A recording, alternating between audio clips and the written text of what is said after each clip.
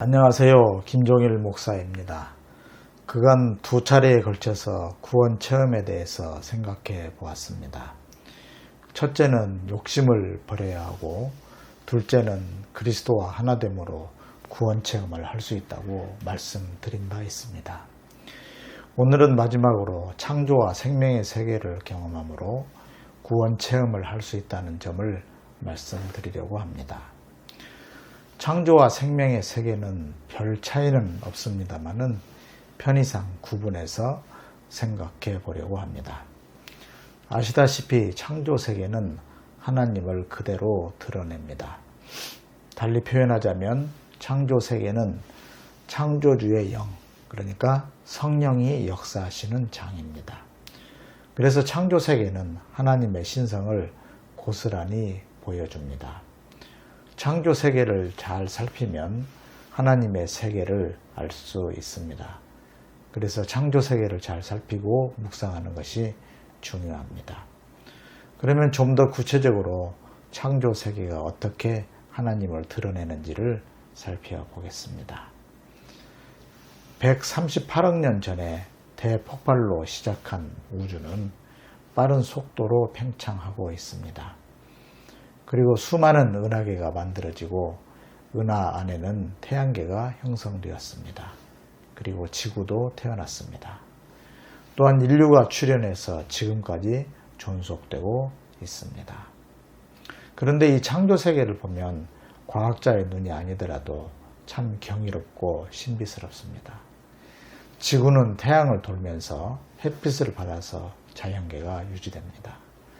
지구가 자전하면서 달에 의해서 밀물과 썰물 현상이 일어납니다. 목성은 중력이 아주 대단하다고 합니다. 태양도 목성에 따라 움직일 정도입니다.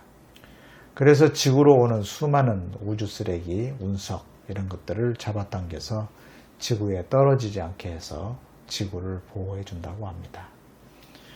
또한 우주 과학자들은 우주는 정교하게 조율되었다고 합니다. 우주가 얼마나 정교한지 지금의 우주가 존재할 가능성은 우주선을 타고 화살을 쏘아서 사과를 맞히는 정도의 확률이라고 합니다. 이런 창조의 세계를 보면 이를 만드신 하나님 또한 신비롭게 느껴집니다. 우리의 지식으로 설명하기 힘든 신비라고 말할 수밖에 없습니다. 혹시 설명이 가능해도 역시 신묘막측한 그런 세계입니다. 이러한 창조 세계를 바라보면 이를 지으신 분이 계시다는 것과 그분의 신성을 체험할 수 있습니다. 우리가 창조 세계를 통해서 창조주와 그분의 신성을 깊이 경험하면 할수록 우리의 구원 체험은 깊어지게 됩니다. 시편 19편 하늘이 하나님의 영광을 선포하고 궁창이 그의 손으로 하신 일을 나타내는도다. 다음으로 생각해야 할 것은 생명세계의 차원입니다. 성령은 생명의 영이기 때문에 생명세계를 통해서 성령을 체험할 수 있습니다. 생명의 세계는 다양한 생물들이 서로 어우러져 살아갑니다.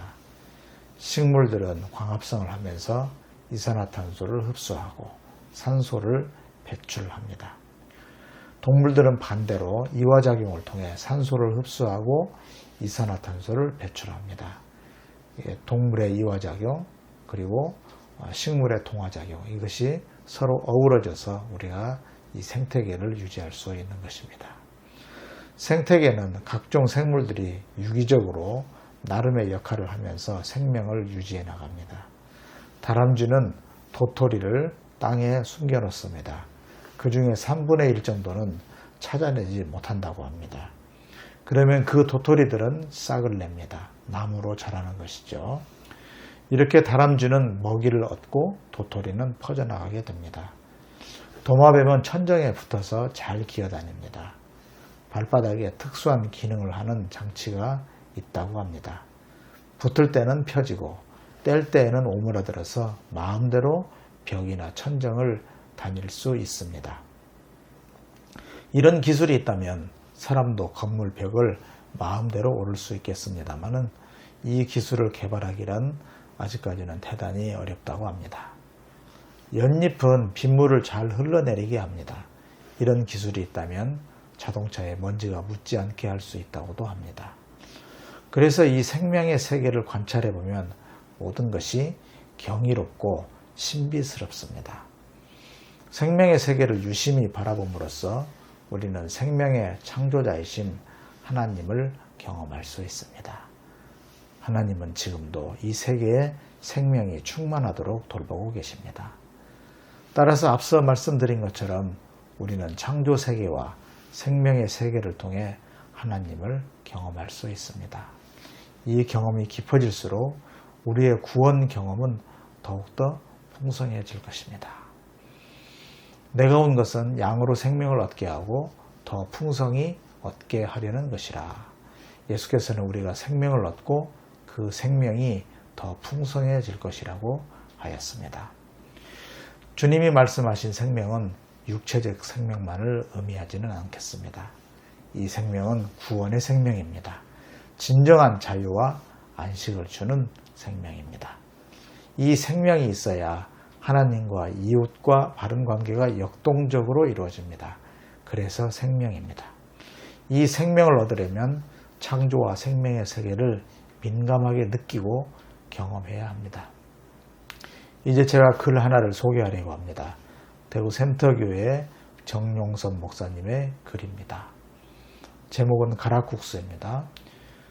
분식집 비슷한 작은 식당 식탁 위에 가락국수가 다소곳한 모습으로 놓여 있다. 거기에 우주가 다 담겼다. 밀가루는 태양에서 왔다. 밀이 자라는 들판이 눈에 선하다. 김은 바다에서 왔다. 모든 생명의 고향인 바다 내음이 난다. 호박은 땅에서 왔다.